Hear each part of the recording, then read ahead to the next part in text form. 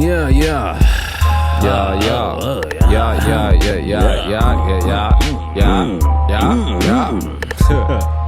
Hey. Check.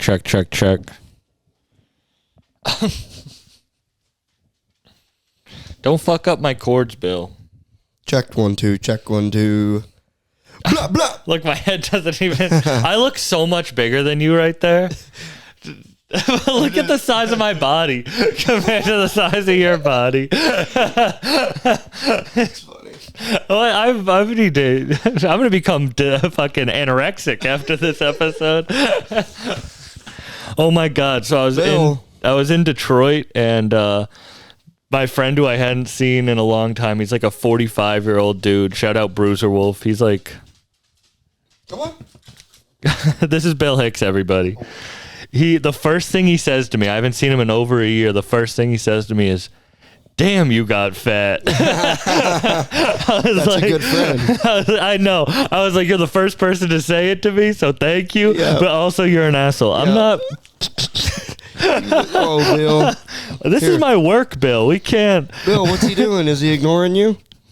You were describing your devil's threesome earlier, and I think this is exactly how it started. Did I finish telling you about that? No, I don't think you did. No. Are we is this recording? I just hit record. There we go. Okay, cool. So this happened I was like 18, and me and my good friend. So I was like actively fucking this one chick, and we were sitting on the couch, and then my buddy's over there, and the girl's in between us, and she like starts like rubbing my dick, but then she's like rubbing his dick with her foot. So like her feet are on him and like touching his crotch and shit, and then she's over here on me, and I'm like looking at my buddy, I'm like, like what should we both fuck this girl? And then when he kind of was like, and I was like, ah. And so we get her into the room though, and we're like both like, so I'm like going down on her, and he's like playing with her titties, and then like, so I tried to, as a joke, I tried to say on stage like his dick touched my thigh or something, and we were like, we can't do it. But what really happened was like I just like brushed up against him or something, and then we just both started laughing, and we couldn't do it. That's a real thing. Have you ever been with like too serious of a girl, and then you like crack a joke while fucking, and they get? Did she get up? She got upset. She got up and left, and then I woke up next to I almost said his name. I woke up next to my buddy, just like staring right at him. Like, you were holding each other's dicks. And I was like, oh god, what happened to the girl? And then I woke up, made him get out of the bed, and I went and got the girl and made her come into bed. I was like, you get out, me and her are gonna finish what we started. And then you dated her after that? We didn't date, we fucked. Oh, I thought this was like, that's good. Yeah, I never dated this girl. What are you doing? He's trying to lick me. He has his hand on my leg. He's like, what? We're just a couple guys having fun? It's not gay when you're on a podcast. Oh, Bill. Oh, my God. Can we talk about that chick we saw last night? Wait, which? Outside Oh, yeah, dude. Oh, my God. Stomping around like a baby deer, screaming. All right, so we're getting Chinese food after a late night mic. Yeah. And this is also in downtown Austin. Which is, if you've never been here, there's a lot going on. Yeah, I was like, oh, I don't need to watch Mad Max again. This is already. Yeah, yeah. They don't call it Dirty Six for nothing, dude. I saw a woman pouring nail polish like color over her head and screaming like she was being lit on fire. It's just pink, like fucking like pink and bedazzled, like all down. Dude, so anyway, I have seen more times than I even care to remember. I've seen people get naked. Like so I work at Vulcan on 6th, and it's every week. I work the weekends, so I see it at its worst, right? Last weekend I'm standing out front of Vulcan, and this homeless lady who's she's like a regular homeless lady. She's around all the time. She got past being homeless. She's a regular. She's a past homeless person. Yeah, she's in it for the long haul. She's a tenured homeless person. She is. She's got her PhD. Pretty homeless dumbass. I'm mad at that one. Yeah. But dude, she just pulled her pants down, and I thought she was gonna shit right by the door, but luckily she didn't. When's the first time you saw like a naked person? Like when here? No, just like in life. I was on Lonely Man's yesterday, and he, Jesse Burlingame, shout out, worked with Tech Nine, and the first time I ever saw titties was at a Tech Nine concert. Yeah, I was gonna say the first time I saw titties in like in the wild, like that was at a rock concert. Because it was when I was 16. Because I remember I drove my truck to Little Rock, and it was my first time like getting to like be out. Yeah. Like you're 16. What was the like, concert? It was like a day festival, so there was like 15 bands. Like it was like a radio festival. So it was like at the time it would have been like like Shinedown, Puddle of Mud, like so these are a lot of titties rock with tattoos on them. Yeah, like a lot of missing teeth, a lot of obituaries on the tit. Yeah, exactly.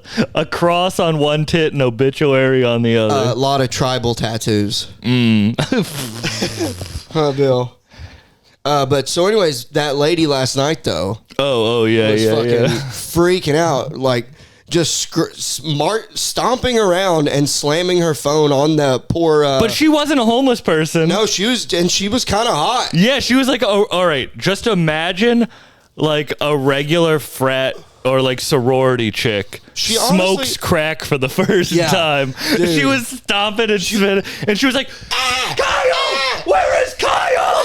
I need Kyle. And then, remember, she goes, we're in the middle of Austin. I've never been here before. And then cut to Kyle across the street on the phone looking for her, and he's just a regular frat bro. Yeah. And I wanted had a freshly rolled blunt in and his she's hand. Literally like slamming on the counter of the restaurant. You need to help me find Kyle. And I wanted to scream at him, just go. But he's like, I'm over here. And she turns.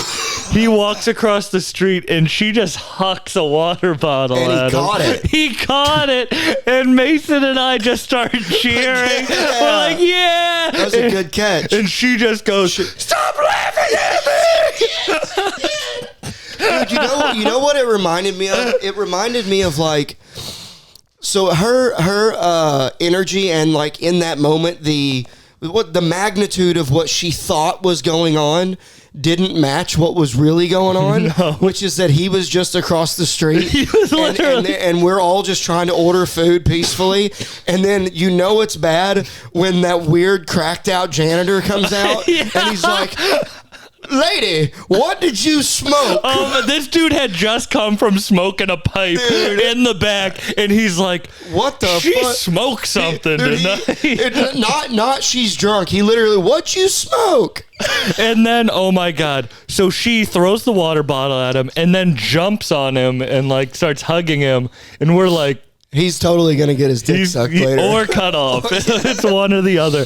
And they start walking away, and the like cracked out janitor dude is literally like, "Watch out for her! Yeah, watch out!" And he's like, "I'm not listening to this crackhead," even though he's totally right, dude. And dude, remember his face? He was like, "What'd you smoke?" It was more like he wanted to smoke it too. One of my biggest things is I never want to make a fool of myself in public. Mm-hmm. Like I'll make a fool of myself on stage. I also don't want to be involved with someone making a fool of themselves either. Oh no! Have you ever been on a date with someone who causes a scene? I've been out with people who we were with other people whose girlfriend caused a scene. Like I've never been the one with a girlfriend that caused the scene. But I have seen scenes get caused. Yeah, which is never good. It makes everyone embarrassed. It makes it awkward for everybody involved. See, I've never fought. Like I've never gotten in a fight. Like a fist fight? Like a bar fight. Just like, fuck you, buddy. Fuck you. Dude, when I moved to Boston, I saw more bar fights than I've ever seen before. The day I got to Scotland, I saw two dudes fist fighting on the street. It was like 2 a.m. And then they both like They both. So itchy, oh, you're fucking 2 knuckles deep up in that shit. Really something's itching. Yo, he's itching his nose so hard he's tickling his clit. Oh god, He's fucking. I had to scratch my brain. But these 2 dudes fist fight, and neither of them win. They're like both standing, and then they just hug it out and go back in and get beer. That's what it's called to be a man. But, so Scott, did you go to the Fringe Festival? No, I just went out there. Oh, okay. When? This was like probably 4 or 5 years ago when I was in college. Okay, gotcha. Yeah. Okay. Would you ever go to that Fringe Festival? Yeah, 100%. Yeah, I'd like to go. I knew like a handful of people from here that all went. So they also do theater there. I'm good for now. And I don't want to be completely retarded. And I used to write plays and shit. Gay. Why don't you go put your fucking leotard on while you're at it? There's certain shit I just can't say. I do think about this. Like, I hang out with some of the like most gangster rappers in the world, and then the next day I'll wake up and I'll do yoga and I'll be listening to fucking writing plays. Did you go for a run today? No, I was too hungover from last night. Have you ran since you've been here? No. Oh, okay. I've wanted to go to the gym, but I've been too lazy because we've been out drinking. Yeah, we're getting after this it. motherfucker, he knows how to party. I don't. I can outsmoke you even. Like, for sure. I can just keep going. But with drinking, like, we had 4 shots last night and 3 beers, and I woke up. I stayed in bed till 2. Yeah, I didn't get up till. I got up at 1. But when I'm not drinking, I sleep till about 11 anyways. Yeah. I want to get up and get into a good routine. Like, I always feel better when I do. Same, but my thing is, I don't really have anything. What am I going to do when I get up? Like, I could go to the gym I guess, because I do like taking Bill for walks, but it's been rainy recently, so I haven't really took him. No, see, I want to wake up, I want to meditate, I want to do yoga, I want to journal, I want to work out, and if I can get all that done before 10, then I feel like I still got my day, and it's like, oh shit, I really like... That's a lot to get done by 10. But I only do like, all right, working out, I'll run for 30 minutes, work out for like an hour. But like journal, I'll do 15 minutes. Yoga, I'll do 15 minutes. Is that also where you get your bits from or no? Not really. So the journaling is just journaling. Yeah, it's literally just to like get my ideas out. I'm so like in my head all the time that I need to like get my ideas out, or I'm like afraid of what's gonna come out. You know what I mean? Yeah. Yeah, you're better with yourself than I am with myself. I feel like you're like accepting of who you are. Yeah, I also just am not willing to do anything about it.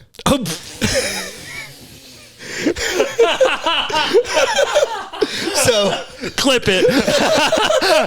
I mean, it's just like I've just accepted that like this is what I'm like.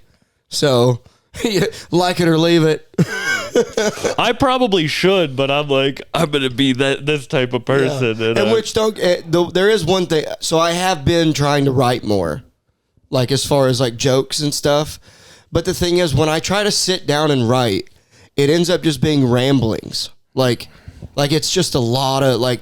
It's hard to find punchlines for me when I'm like writing. See, I find punchlines on stage. I have a lot of I should moments write. on stage I should too. write my bits out. I need to do more. I've been getting better about it. All right, so I talk to a lot of rappers on this podcast, and I always ask them about their writing technique because I'm really interested in it, you know? Yeah. And most of them write in the booth.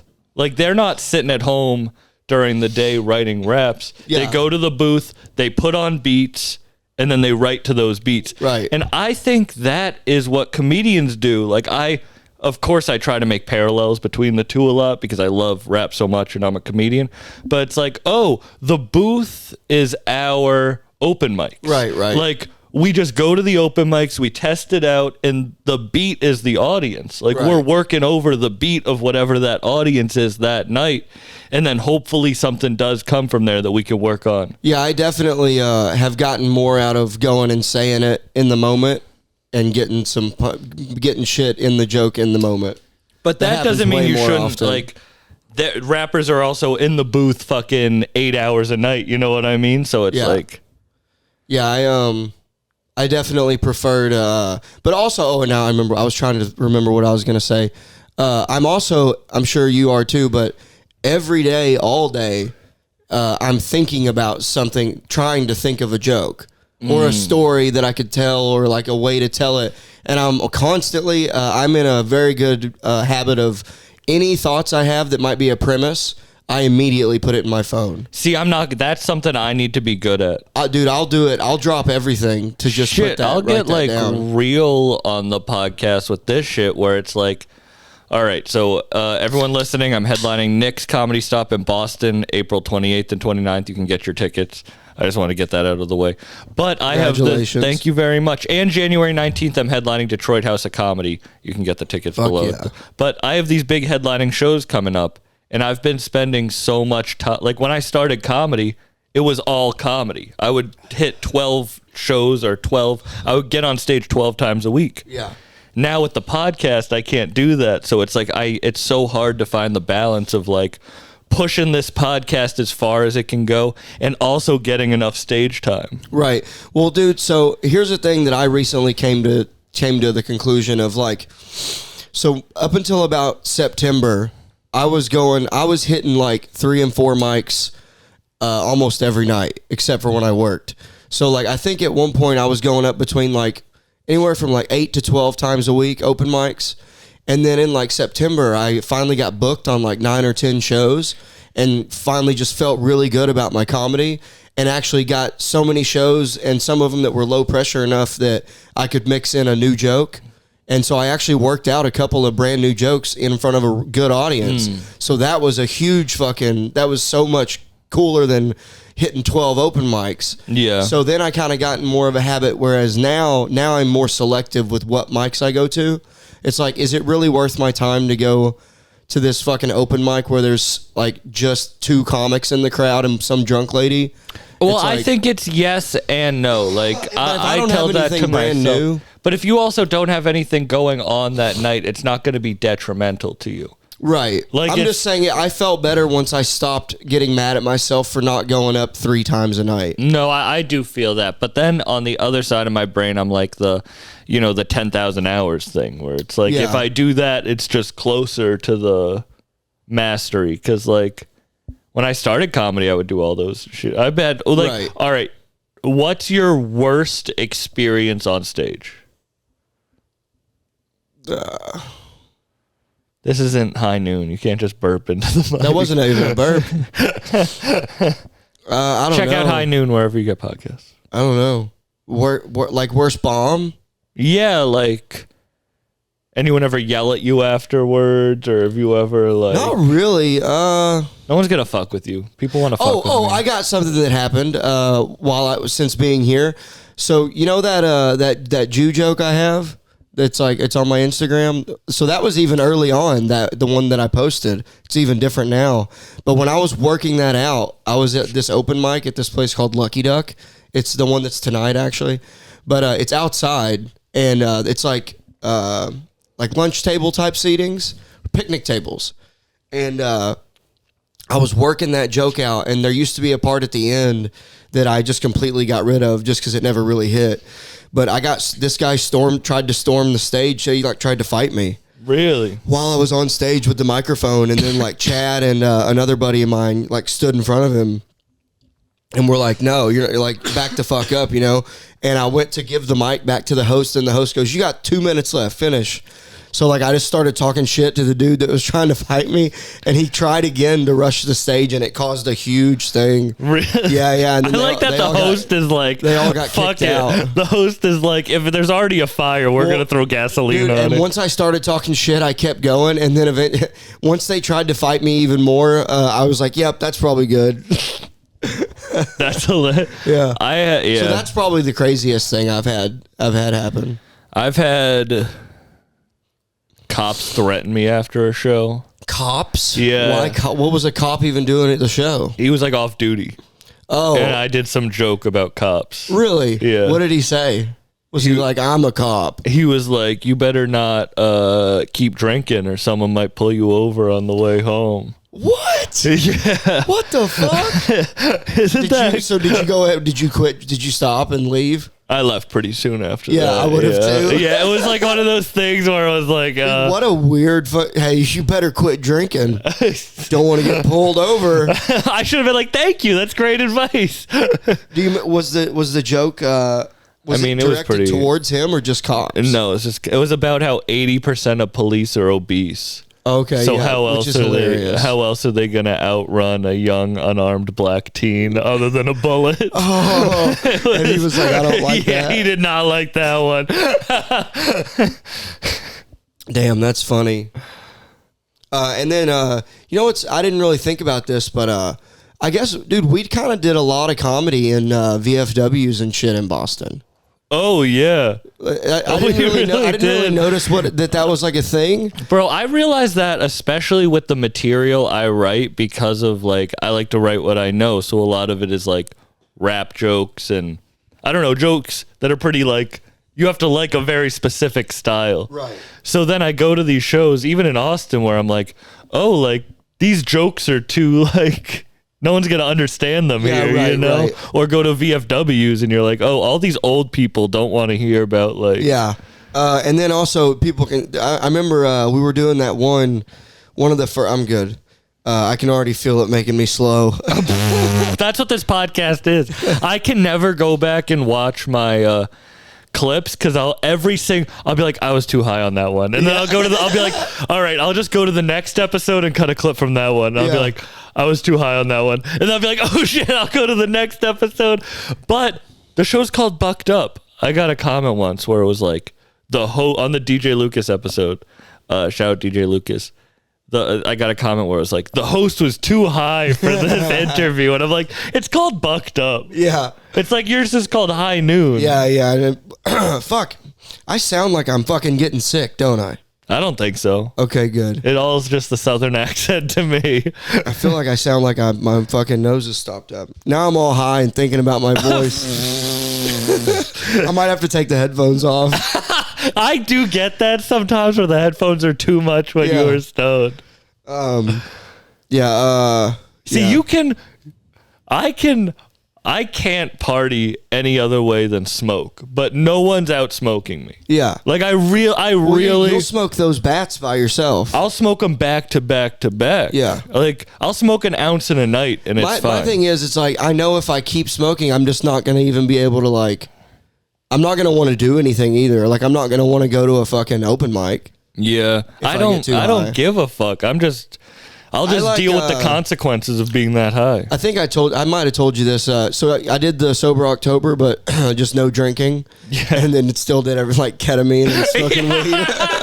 This motherfucker's like, I did sober October. I'm like, I'm so happy for you, bro. He's like, I smoked a little weed. I'm like, yeah, that's fine. Like, I get it. And he's like, I did ketamine. I was like, I don't think that it counts. That's Austin sober. It was treating my depression.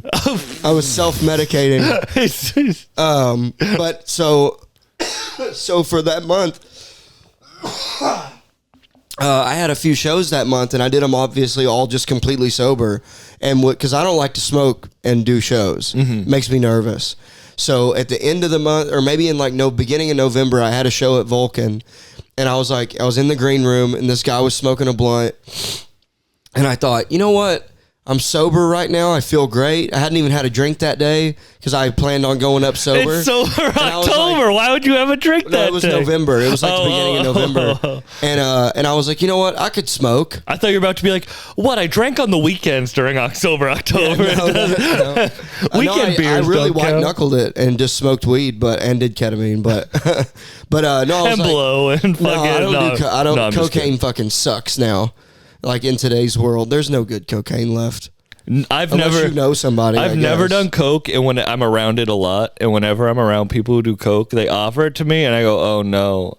And they're like, "What?" I was like, "I've never done it," and then they're always like, "Don't ever do it," and I'm like, "That's the worst sales pitch for something." Well, it's because it sucks now. It's mostly just garbage.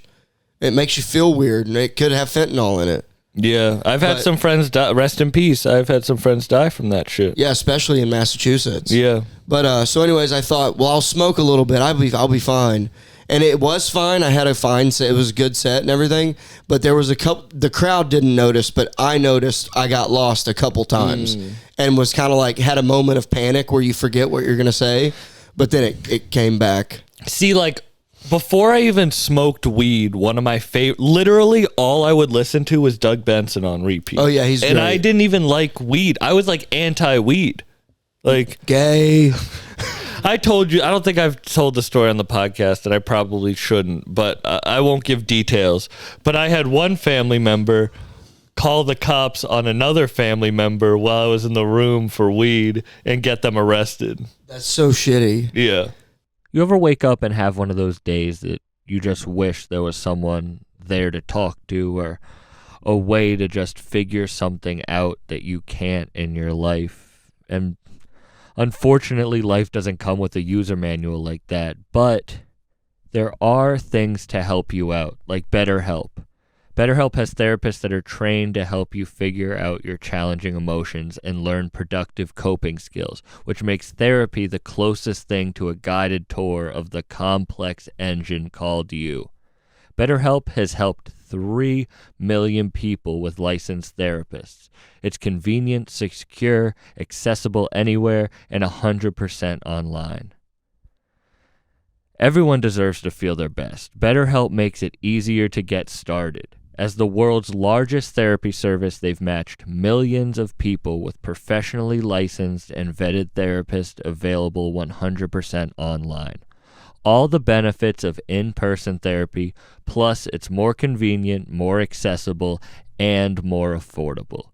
Just fill out a brief questionnaire to match with a therapist. If things aren't clicking, you can easily switch to a new therapist anytime. It couldn't be simpler. No waiting rooms, no traffic, no endless searching for the right therapist. It's there, right for you, right there. So get unstuck with BetterHelp. Learn more and save 10% off your first month at betterhelp.com/buckedup. That's BetterHelp, HELP.com/buckedup, BUCKEDUP.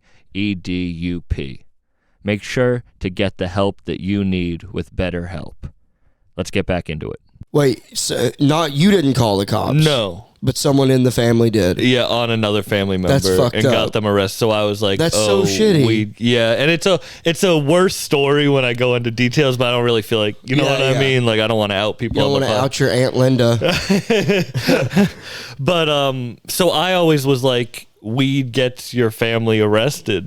You know what I mean? Like you looked at it in a bad way. Literally. So I don't know why, but I just loved Doug Benson. I think because it was so like bad. You know what I mean? I really loved his podcast before the pandemic, the Doug Loves Movies. Oh yeah, because he would do it at a comedy club. Yeah, I saw him do it live. He was the first. So like, yeah. So I would just listen to that. So I think that influences my comedy now. Same with Joey Diaz. Like before I smoked weed, Churchill, all I would listen to was Joey Diaz. So like, it makes sense that I get really high and I tell crazy stories. Yeah, right. And people see Joey looks like he's crazy. No one thinks of the crazy stories. Like no one believes that I have crazy stories. Right, you know? Right.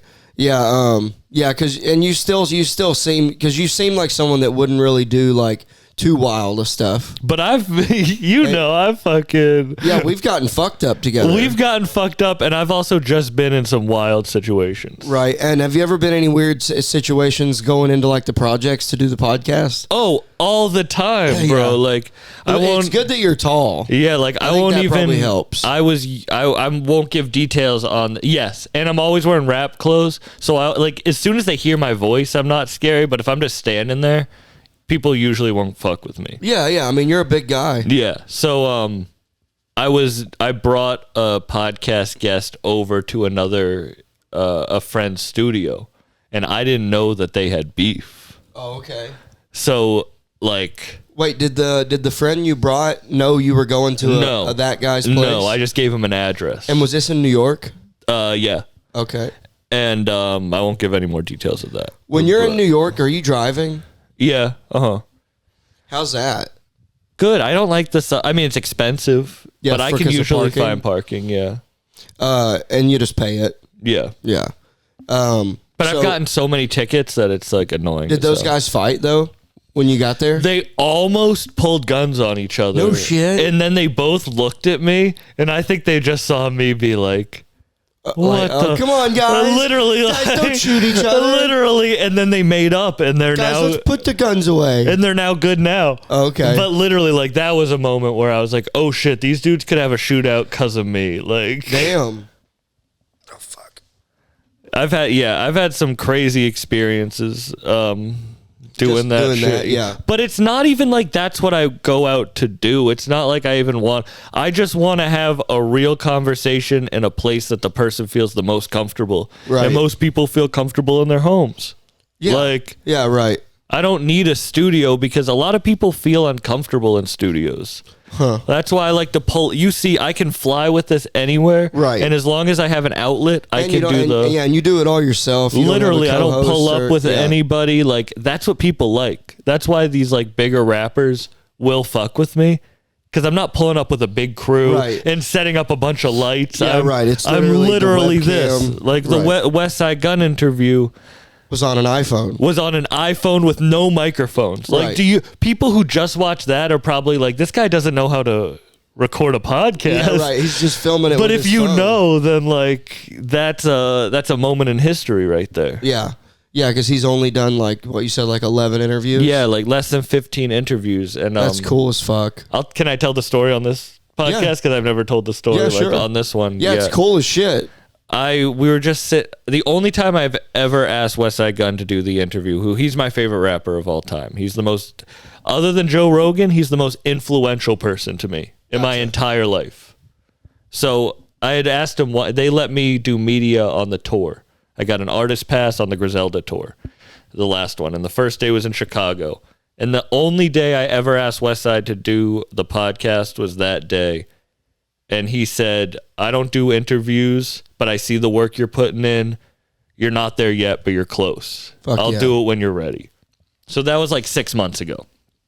Fast forward to last week, Rome Streets is playing at Brighton Music Hall. West wasn't even supposed to pull up, but he loves wrestling, and AEW was in Boston the night before. Like fake wrestling? Yeah, wrestling? uh-huh. Yeah, like he loves it. Yeah, okay. That's funny. So he actually like likes it unironic. Like he literally flies to every city and goes to the shows. Sits front that's row. so funny. All his merch are like wrestlers and shit. Yeah. Like, yeah. Remind me of Chris Benoit after I tell the story. Okay. So, ugh, I just puked in my mouth a little bit. I'm keeping that in the West Side story. Tasted so gross. So West Side pulls up for Brighton Music Hall. We're all on stage, and then it's probably like the last 2 or 3 songs, 4 songs. So Rome is on stage alone. Like, we're not all crowding him. Yeah. So we're up in the green room, and West is probably sitting like 15 feet away from me. We're all having different conversations. And then out of the blue, he just goes, Sam, if you want to do the podcast, let's do it right now. Fuck yeah. Literally, we're not even talking out of the blue. He says that shit. I'm like, what the fuck? Right. And then I'm like, let me go grab my equipment. I had all this shit in the car. Yeah, right. And he goes, no, if you want to do it, we have to do it right now. Right. And so all I had was my iPhone on me, and I handed that to shout out 1,000 Words, amazing photographer. I handed my phone to 1,000 Words, and that's what happened. That's fucking cool as shit. It's crazy. Yeah. That's cool, man. It's like, you should tell your story about Ryan Sickler, because those moments, just cool moments, you can't plan for the best moments in life. Right.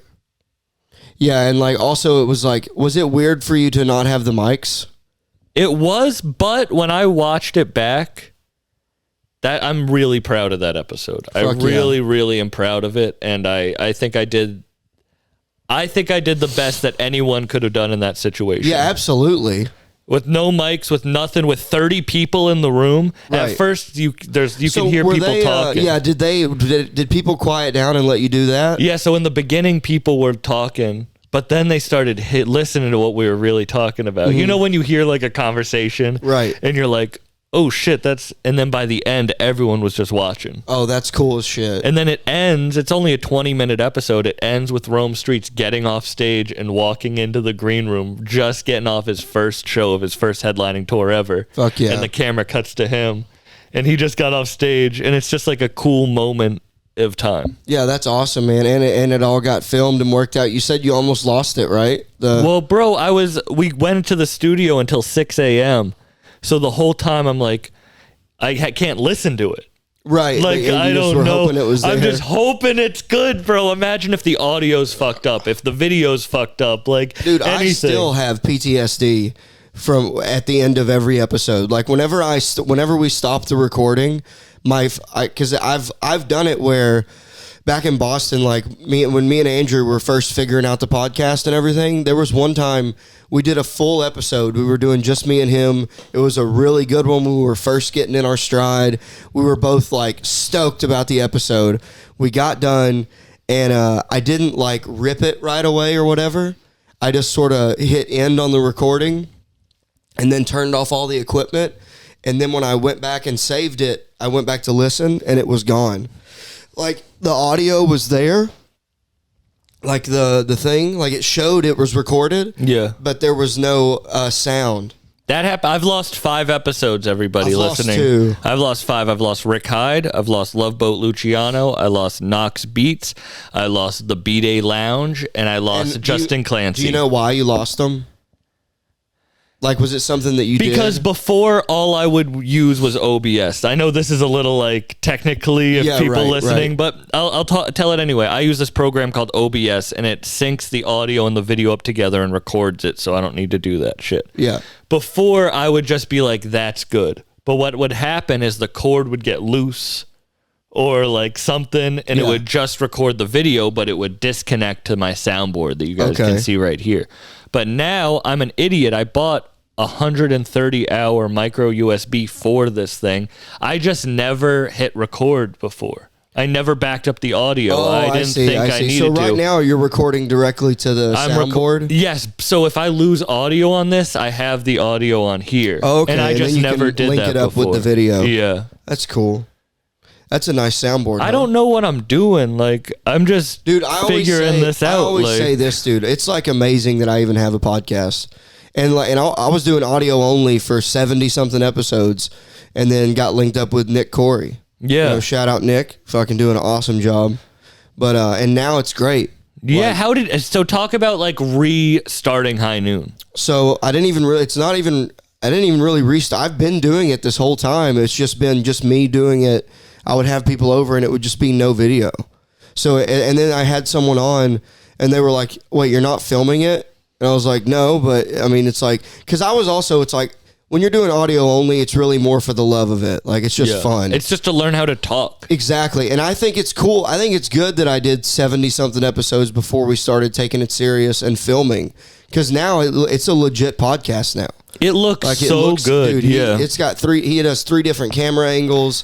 And it's hilarious. It's so much fun. It was so cool seeing, because I know how it was really cool seeing someone recognize you last night for your podcast and say how funny it was. Yeah, that was cool. Yeah, that was cool. And I hope that because, dude, having the video and you get to do clips and shit, it's a game changer as far as getting it out there. That's what I tell anybody. That's why, what do you think? I have this is the worst setup to record ever, but I do it just so I have video. Right. Like, so I don't care. It's one camera. Mm-hmm. It's one webcam. It's not a nice camera.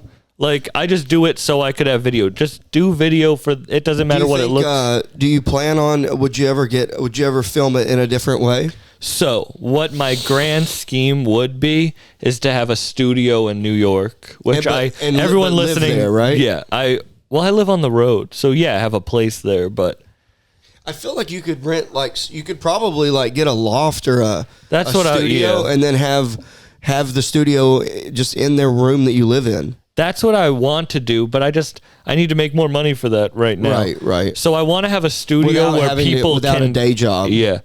Like before, I had Too Much Content Studio. I'll give them the shout out. And people would come over there, and that was great. So I want something like that again, where I can also go on like what I did before. I also went on the road, but I do have like a home base. Right.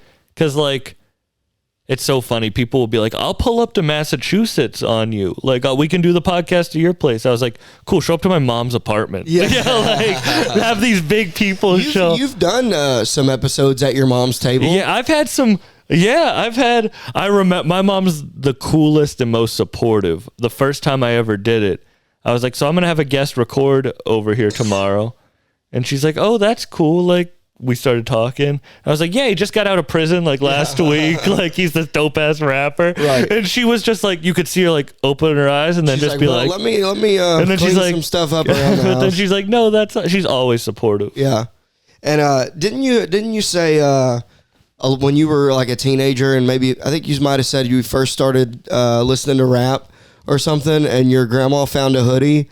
Oh my God! Yeah, I had a hoodie that said "Fuck That's you know the show "Fuck That's Delicious." Action Bronson's. Yeah. So my mom bought me a "Fuck That's Delicious" hoodie because we used to watch that show, and my grandma found it and literally wrote me a letter on why I shouldn't wear it, and saying that she would buy it back for me so she could throw it out.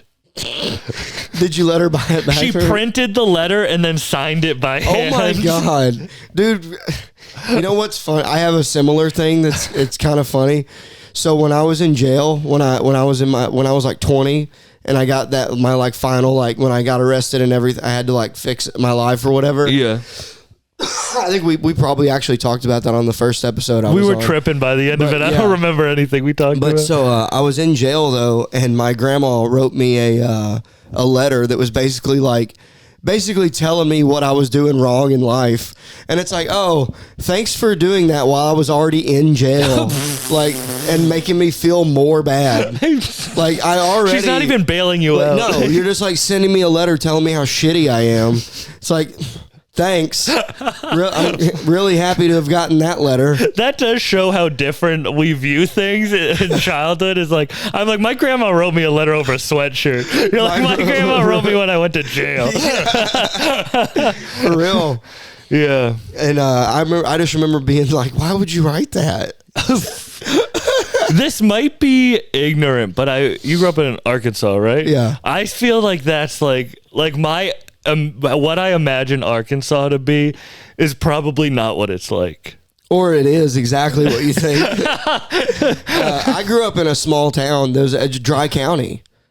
Like when I was growing up, there were no really like. So now there's like anywhere you go to a restaurant and there's like a bar or like they serve alcohol, but that didn't come up until about 2014. Really? Yeah. That's fucking wild. Yeah, because the churches in my hometown would buy all the liquor licenses. So no one could have them. So they could get fucked up at church. No, just so that no one, like just so no one could have them. Yeah. They just didn't want it in the town. That's crazy. And then I believe one year we got a new mayor, and he like switched up the date of when you could file to get the licenses, and all of a sudden in like 2014 or 15, now every restaurant has Did alcohol. you grow up religious there? I grew up going to church until I was probably like could drive. Do you think that's why you like drinking now? Is what, because I didn't grow up with it? Yeah. No, because we still drank. Like it was always a thing. Like we're going to Blackwell. That was the town over that you would go to. Okay. It's about 30 minutes. The reason I ask is like the reason I smoke so much weed is probably because of my reaction to weed younger. Yeah, I mean, I started smoking weed at 15. So that was like like if you got caught drinking or smoking, it was. So when I started smoking weed, it was still like, oh, these dope smokers, these filthy dope smokers. And like it was still very much you got to hide. Yeah. You know, like or like we would ride dirt bikes. We would like get on the dirt bikes and ride out in the middle of a field and smoke, and then you just get high and ride your dirt bike. That sounds fun. Yeah, that was a blast. Because so from the time are there like tumbleweeds going through town? No. And it's like No. old Western shit. No, All right. no. And then like Little Rock was about an hour away, and then Fayetteville was about 2.5 hours. So But the Little Rock was easy to go to, and when I lived there in 2016 with Carrie, we would go to Little Rock all the time because it was only an hour away, and it was like there was concerts and like shit to do. A dry town is wild. Yeah, yeah, but like now they like have restaurants that serve alcohol and shit. Yeah. You just can't go to a gas I wonder station how and that buy beer. affects the people of the town. I don't know because, dude, for the past couple of years, there's been like they're trying to bring a casino to town. And there's a lot of people who are like, it's going to ruin the town. Because, like, imagine all the people all these, like, minimum wage, just sort of shit job people that live there who are going to go and there's more mechanics than cars. They're going to go spend their whole paycheck on, gambling because they're like, I'm going to get that one, I'm going to try. And then also imagine the DWIs that they're going to be handing out. Because it's a small town. Yeah. That's what I mean. How it affects the town is people don't know how to handle drinking. I think and then they just get drinking and they're like, it's, they're like, it's a Tuesday. I gotta go to work tomorrow. We're going to the casino now. You just gamble your car away at the casino. Yeah. I'm walking home tonight, baby. Dude, but for real, because my theory, this is a true theory that I have, because we don't have Uber. Like, I truly believe that they're going to be just getting DWIs left and right if that casino opens. Yeah. Not to mention all the people who are going to... Because, dude, we have scratch-offs. Like, we have the Arkansas Lottery. Mm-hmm. So, like, you know, Scratchies, the fucking Scratchies. I know what scratch-offs are. But, like, those just now came to my town, maybe. Oh, and people are addicted, dude, in, bro. like, 2000... I want to say it was right when I was graduating There's no high school. tumbleweeds going through town. It's just Scratchies rolling down the street. And I remember when we first got those. I think I was a senior in high school or had just graduated. It might have been 2010. And I remember when Scratchies came to town... I just remember it was on. Everybody started doing the lottery. People are gambling addicts. Dude, I worked with a guy. I was a welder for 11 years. And hey, I gotta shake your hand that you're not doing it anymore. Oh, dude, I'm so glad I'm not fucking doing that shit. But no, I remember I worked with a guy who was this just like overweight, just like kind of like sad guy. He was like an alcoholic. And every week, he would have to get advances on his paycheck because he would spend all of his paycheck on scratch-offs. That's like if you go to a casino. Like, I dated a girl whose dad was a professional gambler. Yeah, was he good or was he? He was good. Okay, he was good. But so we would get free rooms in casinos and shit. You know, dude, I feel like I remember this. Was this like just a few years ago? Yeah, So this isn't high noon. Oh, I'm just kidding. He'll fart into the mic on his podcast. He'll have if there's a female guest, which he usually doesn't have, they'll queef on the mic. I just had a female guest. So there won't be another one for 3 years. I got to get a black on. Oh, Jesus.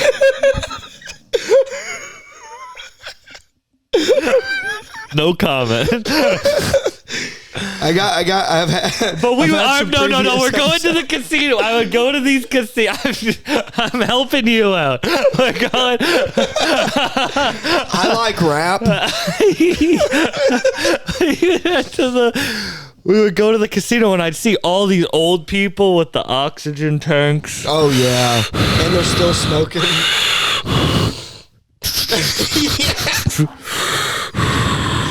Yeah. And I could just see their grandkids malnourished, like at home in some room. Dude, it's so sad though. Like, yeah, and I mean, gambling addiction is a real thing. Almost just shit my pants. You didn't, because he didn't react. I'm still letting it out a little. If you had shit your pants, Bill would have been freaking out right now. Dude, when he does smell it, he goes in more. Oh, you're a dirty dog. Dude, sometimes if he's like this or in my lap, if I fart, but it's like a loud one that like vibrates, his ears will perk up and he always he's like, what was that? He always sniffs it. You know, he's a fart sniffer. Do they have like DraftKings and shit here? FanDuel and all that shit? I don't know, but we have a friend, I won't say his name, but who loves gambling on... Bro, my friend... Dude, and he said that he couldn't get the app to work in Massachusetts. Yeah, because it's illegal. He said he would drive to the New Hampshire state line. Oh, yeah, my friend does that. Sit in a parking lot and make bets because his...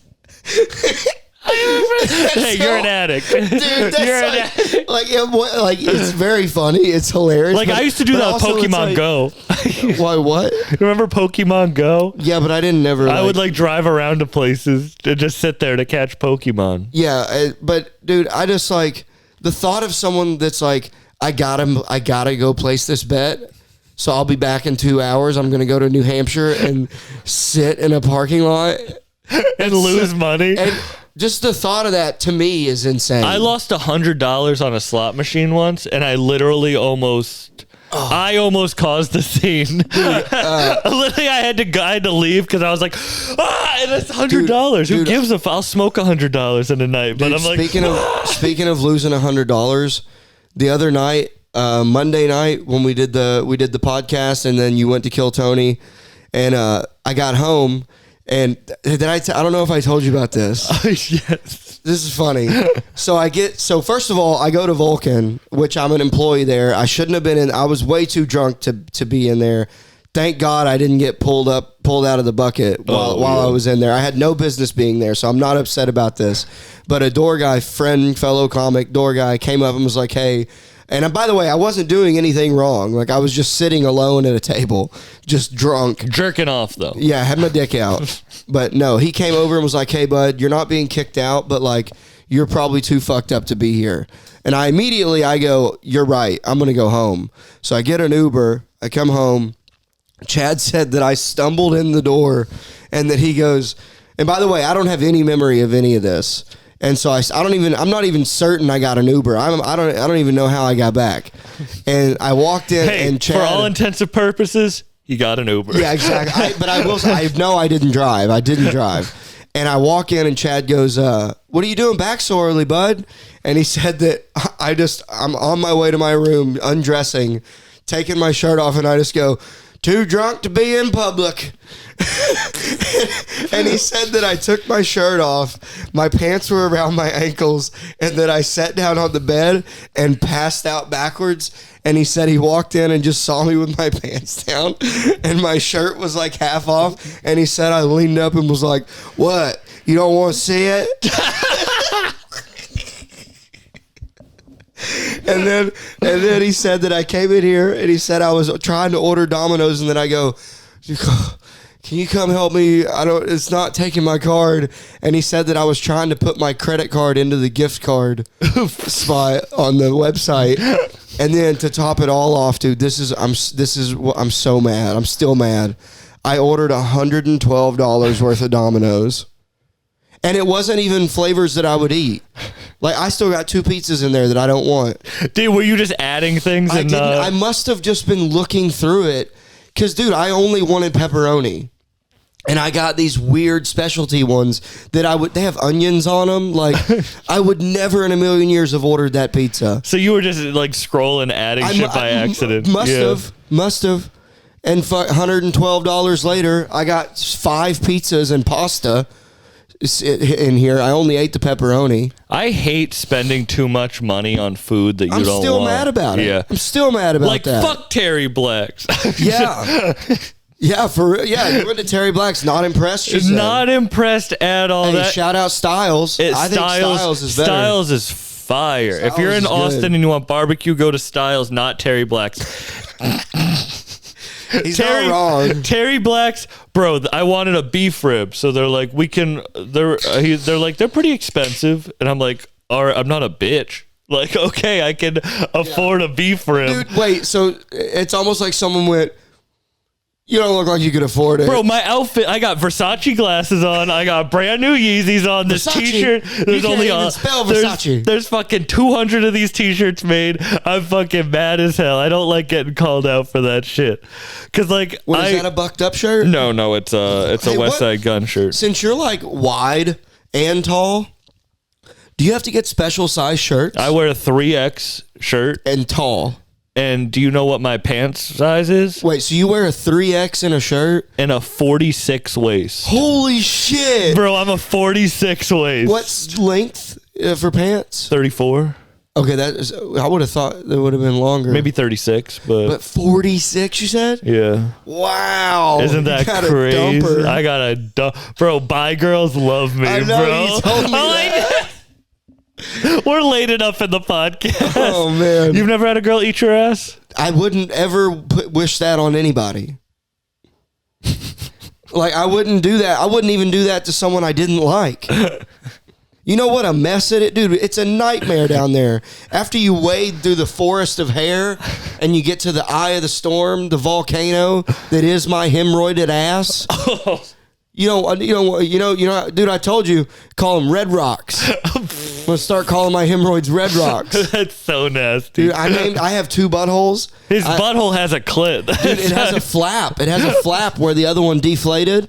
And dude, farts come out of it. It's crazy. It feels weird. It sounds like a duck quacking. Dude, I actually they're more like quack. They're like quack, like quack. They're like quack.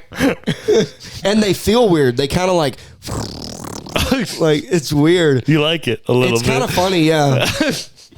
But I think it's an anal fissure.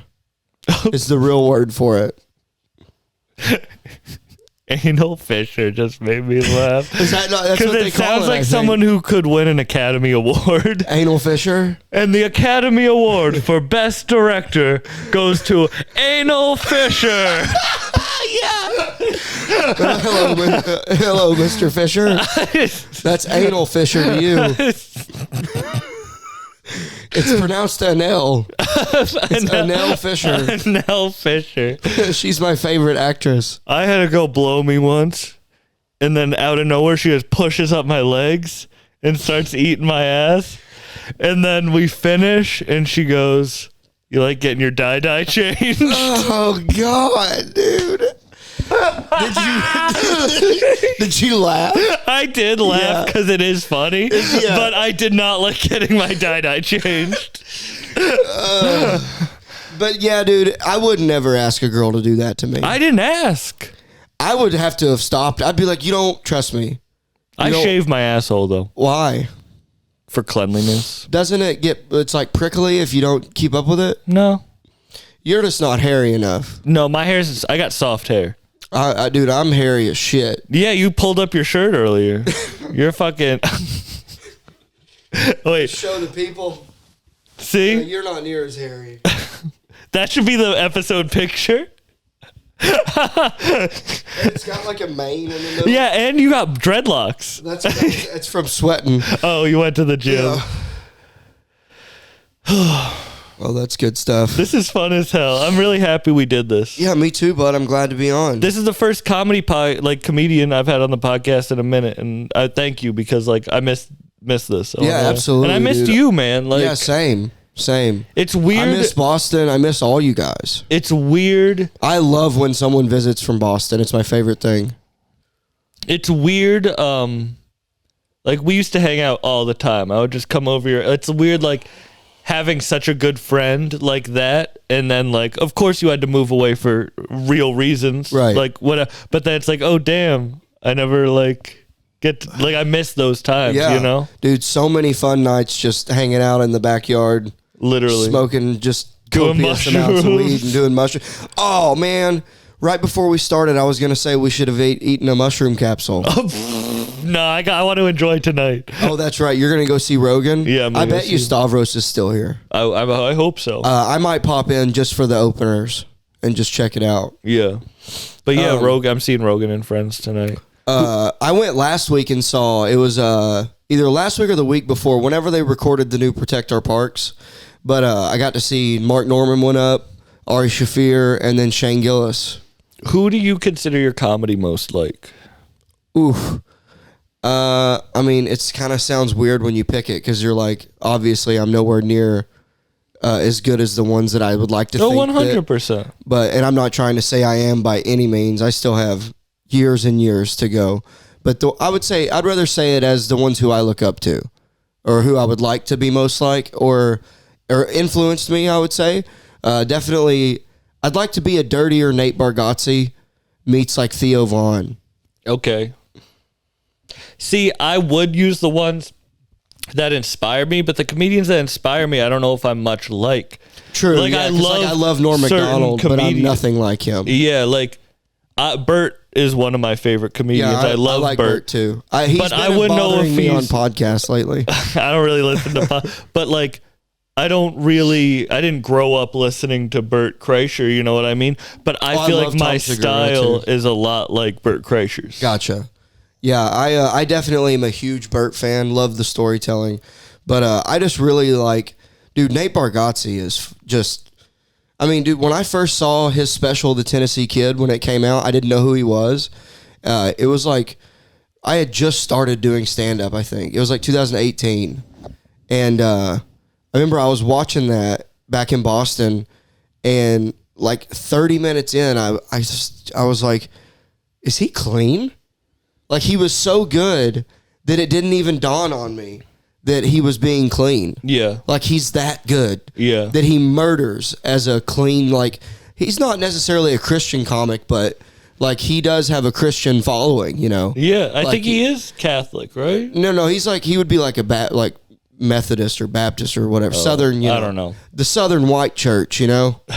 That's how, yeah, I guarantee he's Pentecostal or Baptist or something. Yeah. The boring whites. I only went to church as a kid because my dad started. Were you Catholic? No. Yeah, you know what I've been not to like run a bit on you, but just the idea of this, because I had this guy walked up. This tell me if you agree with this. I hate foreign whites. Like, there's nothing worse than when a white guy comes up to you and starts, do you know how to make the Uber work? It's like, oh my God. Go back to your country. Take your gleba globin globin ass over there. Take your wooden shoes, your Midsommar ass, and get the fuck out of here. Like, dude, I hate a foreign white. I hate a southern white. And I feel like it's okay to be racist towards foreign whites. I think we should be able to make fun. It's not really racist. Yeah, they're white and blonde haired, blue eyes. And they got that. I like Europe, and I want to tour in Europe in the future. So I do not agree with this. See, if I was over there, I wouldn't expect them to speak English. And they would probably hate you, I'm not going to lie. Especially when when they see this. Mason in Europe would be like... Dude, but for real, you don't get annoyed by foreign whites? No, I went to an international high school. Oh, okay. Well, see, here's the thing. When I see like a Latino person, I don't get upset when they don't speak English. I just go, well, I expected that. But if it's a white guy and he's all gleba glob and globe, and I'm like, oh God. You're losing me on the point. you're going in the opposite direction that you want. So maybe I still got to work on it, I guess. If you want other bits like that, listen to High Noon. Please subscribe to the YouTube channel, The High Noon Podcast. Where can people find your other shit? Instagram for a High Noon, it's a High Noon _pod, and then mine is Mason Smith Comedian on Instagram, and then also my audio episodes are available on like Spotify. I was on one of them. Yeah, you're an early one. Yeah, I have to look. You're early. Yours is audio only. Just Google Sandbuck High Noon. Anyways, yeah, that one's there, but check out the one that we just did where it's filmed. Oh yeah, that was so much fun. Yeah, and by the time this is out, that'll probably be out, right? So that one will be next week. Oh, perfect. So it'll coincide on. Are you still doing? Do you still put out 2 a week? I usually do, but this last week I only did one. I just did West Side Gun. And you do all of them yourself, right? Like, you put them out? Yeah, I mean Shamil. Shout out Shamil Kumar. You can find him at Shamil_Shamil on Instagram. He does all the he puts the graphics on it. Okay. He does all that. I'm sponsored by BetterHelp. If you want 10% off BetterHelp, use code BuckedUp.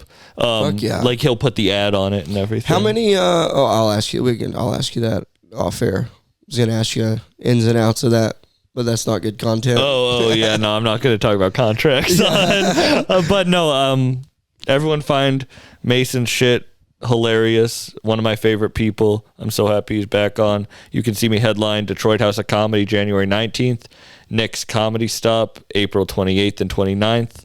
Thank you guys for listening.